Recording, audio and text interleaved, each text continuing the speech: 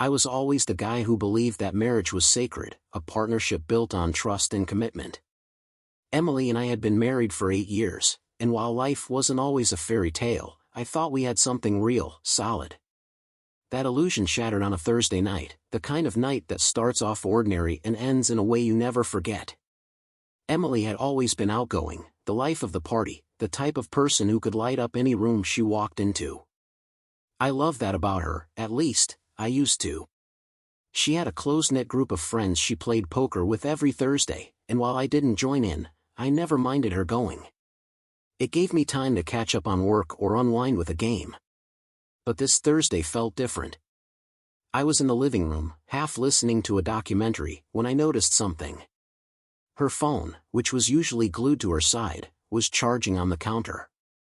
Unusual. Emily never left it behind, not even for a second. I shook off the nagging feeling and settled back into the couch, but the unease wouldn't leave me. Then came the text. The screen lit up. Can't wait for tonight. Same stakes. My chest tightened. Who the hell was texting her that? Curiosity burned through me like acid, but I wasn't about to go snooping. Not yet, anyway. I was better than that, or so I thought. An hour later, Emily breezed through the door, dressed in a way I hadn't seen in a long time. Tight jeans that hugged her in all the right places, a low-cut blouse, and her hair styled like she was heading to a date, not a casual poker night. Wow, someone's dressed to impress, I joked, trying to keep it light. She smirked, a little too knowingly, and grabbed her keys. Just felt like looking nice. Don't wait up, okay? And then she was gone. I told myself to let it go, to trust her. But that text kept replaying in my mind. Same stakes. What stakes? By midnight, she still wasn't home. That wasn't entirely unusual, but my mind was running a mile a minute. Finally, I grabbed my phone and texted her. Hey, where are you coming back? Her reply came quickly. Soon. Love you. Love you. 2 words that felt hollow as hell. That night, I barely slept. Something was off, I could feel it in my gut. And when Emily finally came home at 3 a.m., her hair slightly mussed and her blouse wrinkled, the knot in my stomach grew tighter. She kissed me on the forehead, whispered, "Good night," and slipped into bed like nothing was wrong. But everything was wrong. And I was about to find out just how deep the betrayal went.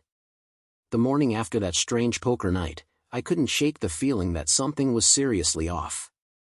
Emily acted like everything was fine, kissing me on the cheek as she made her coffee, humming while she scrolled on her phone. It was all so normal. But the weight in my chest told me it wasn't. I thought about confronting her right then and there. But what would I even say? Hey, your late-night poker game has me feeling like a crazy person. I needed more than a gut feeling and a suspicious text. So I decided to play it cool. At least for now.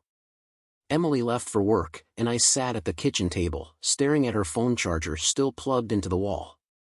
That text from the night before was etched into my memory. Same stakes. It didn't sound innocent, not in the slightest. I grabbed my laptop and opened Facebook. Emily's poker group wasn't exactly a secret. Ben and Linda hosted most of the games, and they posted pictures all the time. There were photos of them laughing over a messy table, hands of cards spread out, beer bottles scattered around. The usual group was always tagged: Ben, Linda, Mike, Erica, Tom, and sometimes Sarah. My stomach twisted as I stared at the faces. These were our friends, people I thought I could trust. By mid-afternoon, I couldn't resist the urge anymore. I needed answers. Emily always kept her work bag by the door, and I knew her laptop was in there. It wasn't like I'd never used her computer before, so I figured she wouldn't think twice if I opened it. I told myself it was just a quick look. One peek to see if there was anything to confirm what I was starting to suspect. I opened her email. My hands were shaking as I scrolled through her inbox.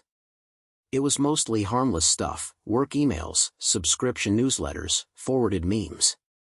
But then I found it. A thread with Ben, the guy who hosted poker nights.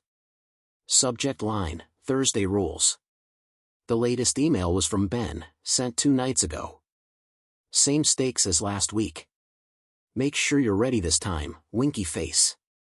I stared at the screen, my blood boiling.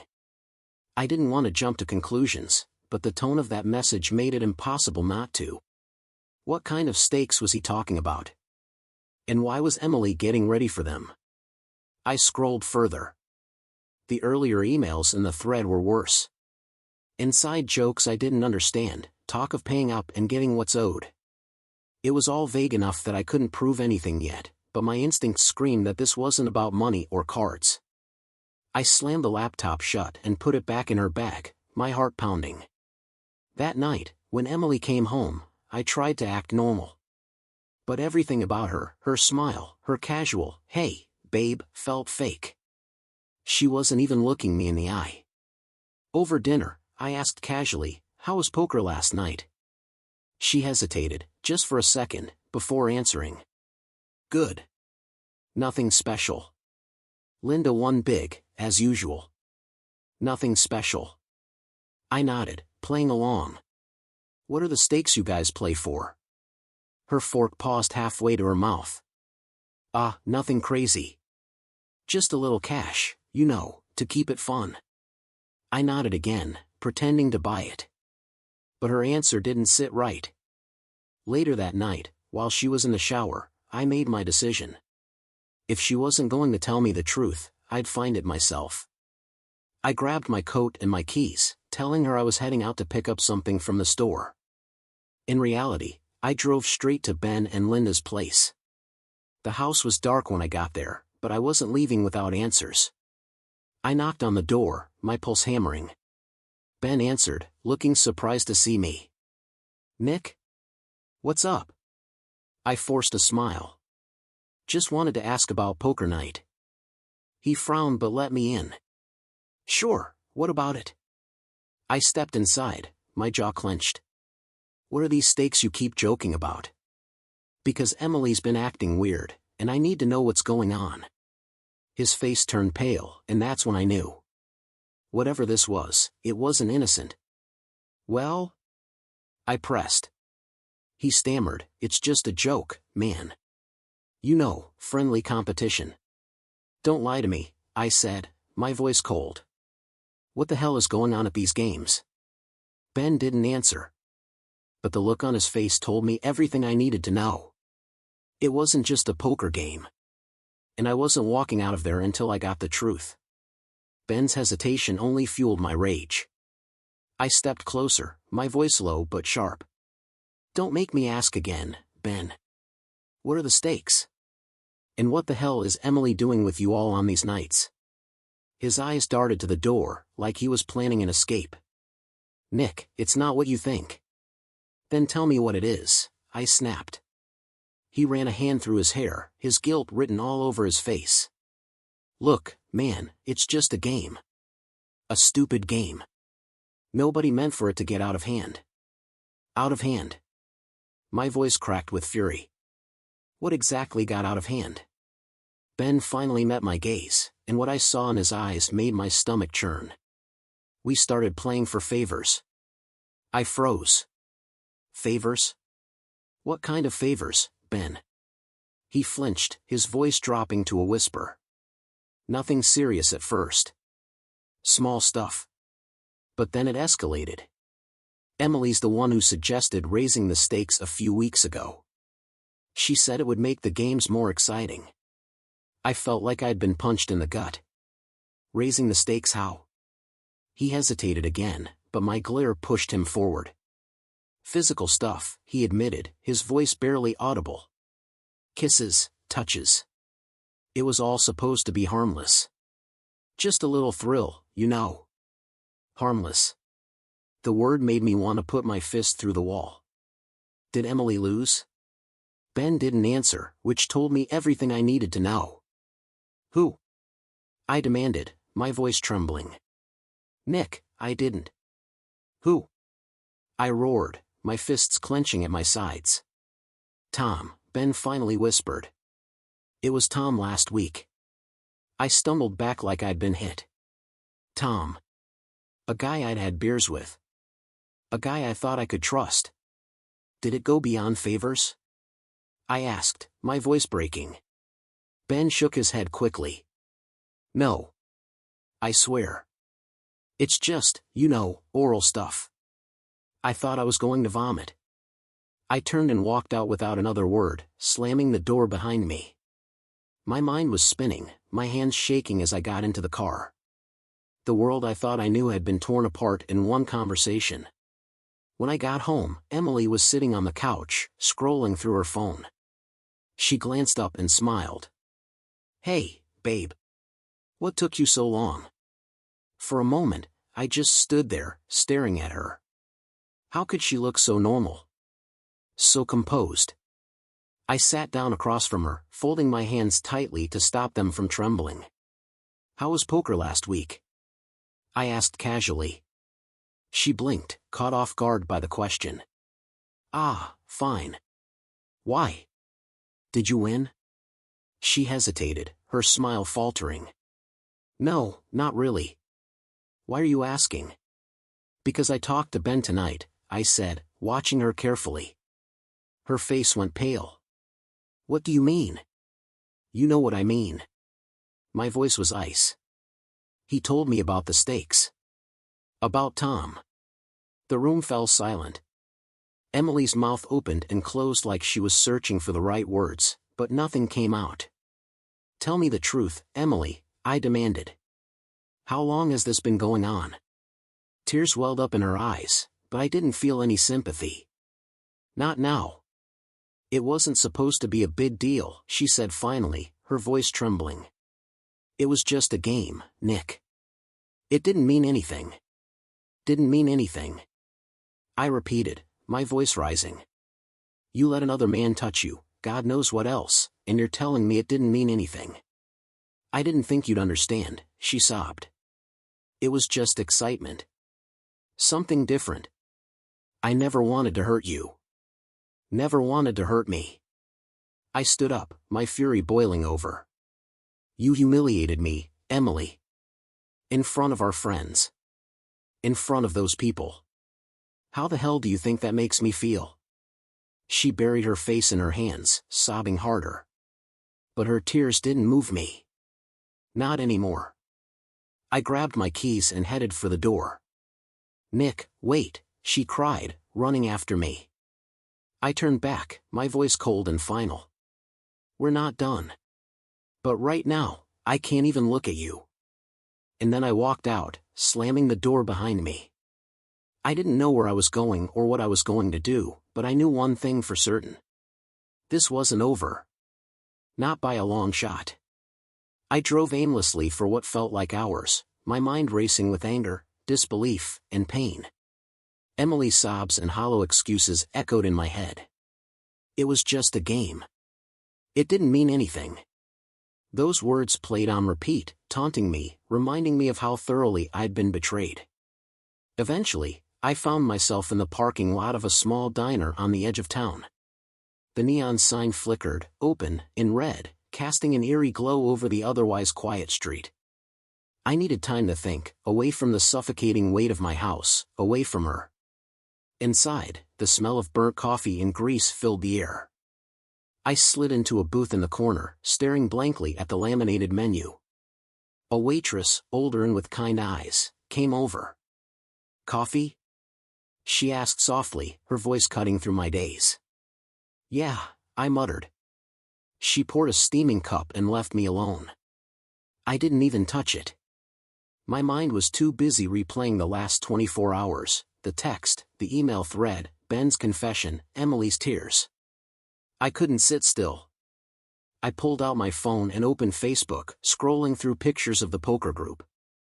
Smiling faces stared back at me, mocking me. Tom's face stood out like a target.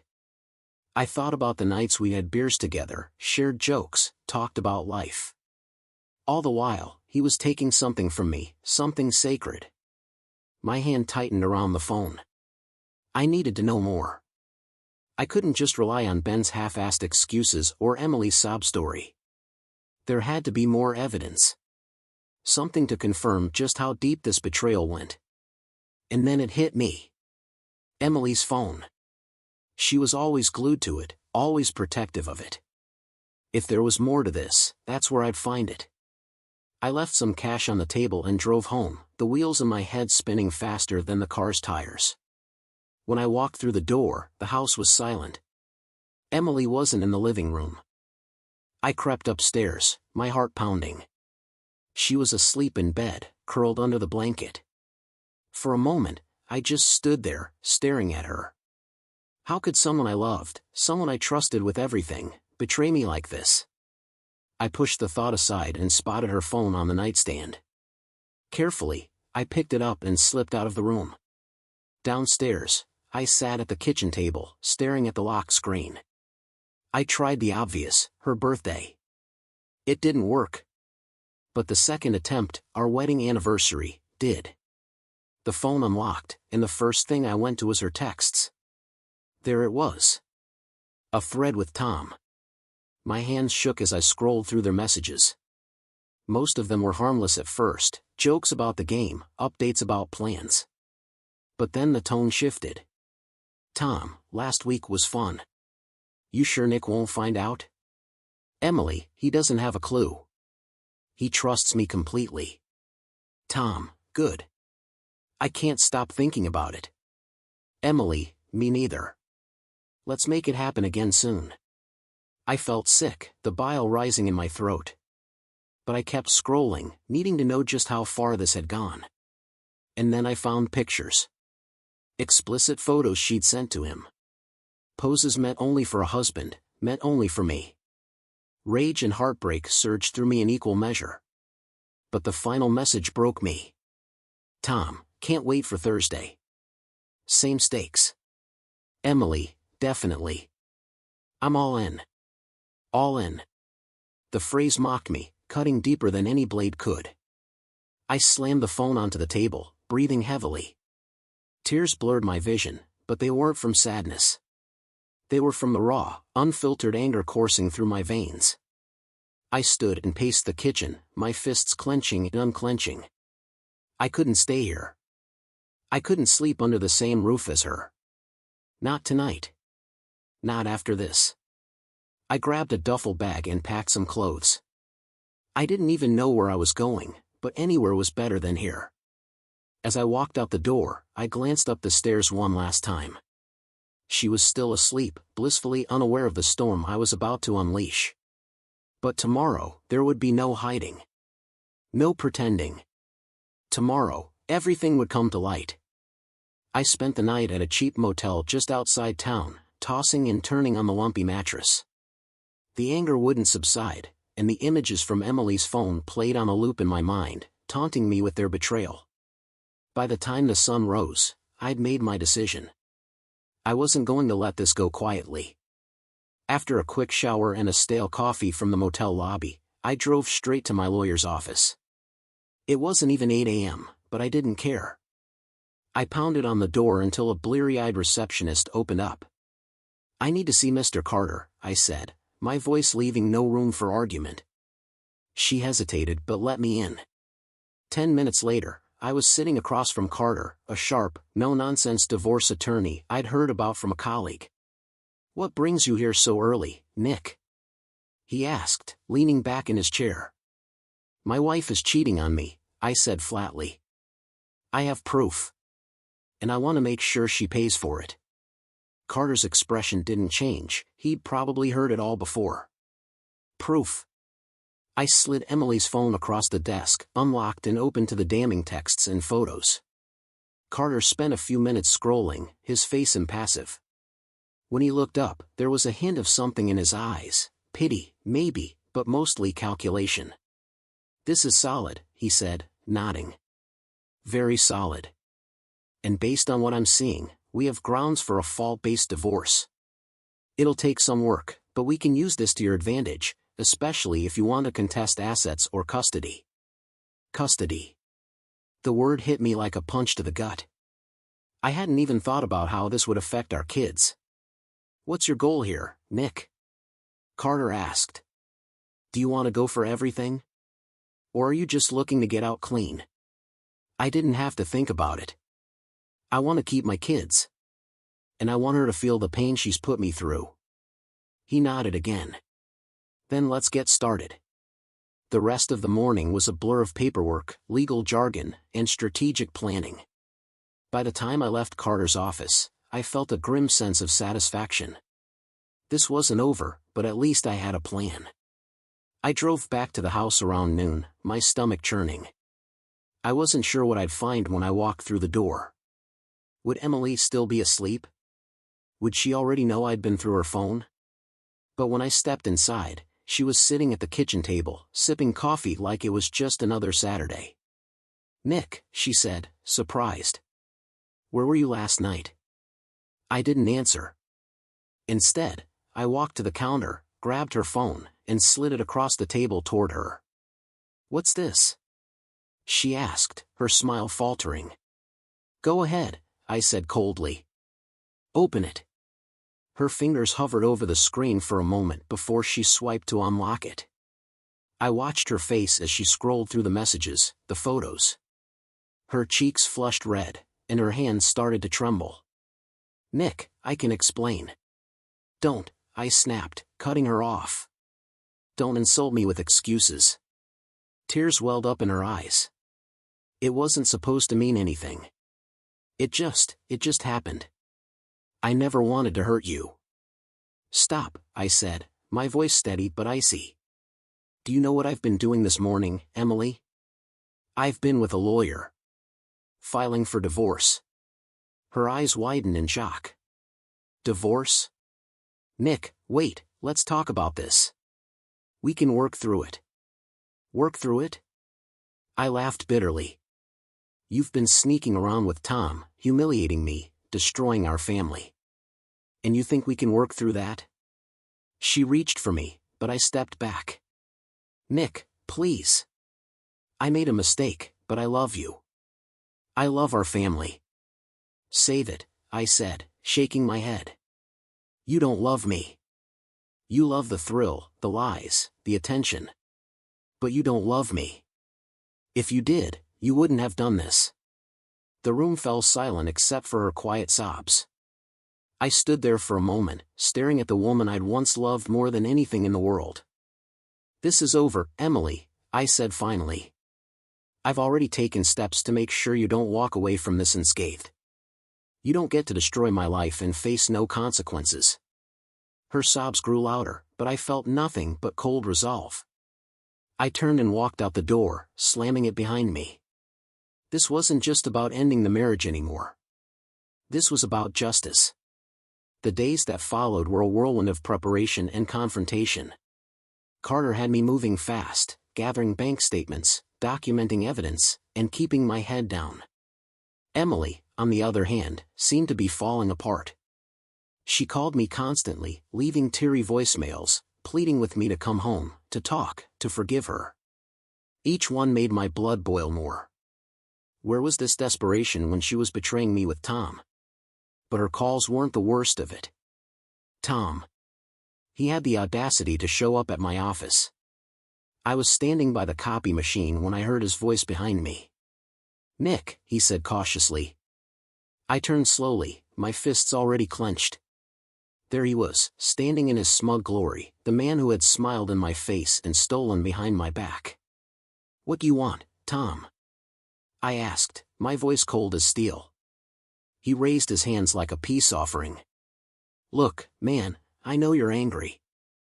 "Angry?" I cut him off, stepping closer. "That's putting it lightly. You had the guts to look me in the eye, drink my beer, and then screw my wife." He winced, but I wasn't done. "What are you even doing here? Come to defend yourself. Tell me it didn't mean anything." "Nick, He trailed off, rubbing the back of his neck. "I made a mistake. We both did. I'm sorry, okay? I didn't mean for it to get this far." I laughed bitterly. "You didn't mean for it to get this far. What exactly was the plan, Tom? To keep sneaking around until I caught you?" He had no answer. Just a pathetic, guilty look on his face. You know what, Tom? I said, stepping even closer. Save your apologies. You'll have plenty of time to explain yourself when I drag your name through the mud in court. His eyes widened. Court? Come on, man, isn't that a bit much? A bit much? My voice rose, and I had to force myself to stay calm. You and Emily destroyed my family, humiliated me, and you think a legal battle is a bit much? I stepped back, shaking my head. Get out of my office, Tom. And pray I never see your face again. He stammered something I didn't bother listening to and left quickly. I stood there for a moment, trying to rein in my anger, before heading back to my desk. The next day, Emily's lawyer contacted Carter. They wanted a meeting. I wasn't thrilled about it, but Carter insisted. If they're coming to us first, it means they're scared. They're probably looking to settle. The meeting was scheduled for that Friday, and I spent every minute leading up to it preparing. I had every piece of evidence laid out, photos, texts, bank records showing how she'd used joint funds to pay for her little escapades. I wanted her to feel the full weight of what she'd done. When Friday arrived, I walked into Carter's office, dressed in my best suit and carrying the thick file of evidence. Emily was already there, sitting across from her lawyer. She looked pale, her eyes red from crying. I sat down across from her, not saying a word. Her lawyer started with the usual, how Emily regretted her actions, how she wanted to work things out amicably for the sake of the kids, blah blah blah. I let them talk. When it was my turn, I laid out every single piece of evidence in front of them. The texts. The pictures. The withdrawals. Everything. Emily's face crumbled as I spoke, her tears falling freely. But I didn't care. This isn't just about divorce, I said firmly. This is about accountability. You don't get to betray me, destroy our marriage, and then walk away clean. You want to settle? Fine. But I'm taking everything I can, custody, assets, all of it. You don't deserve to walk away from this unscathed. Her lawyer tried to push back, but Carter was relentless. Every time they made an argument, he countered with cold, hard facts. By the end of the meeting, Emily looked completely defeated. When we walked out, Carter patted me on the back. You did good, Nick. This is just the beginning, but we've got the upper hand. I nodded, though I didn't feel much like celebrating. Justice might be on the horizon, but the pain of betrayal was still fresh. That night, I sat alone in the house, my house, going through old photos of better times. Our wedding. Family vacations. The kids' birthdays. All tainted now by what she'd done. But as I stared at the photos, one thought gave me strength: I was still standing.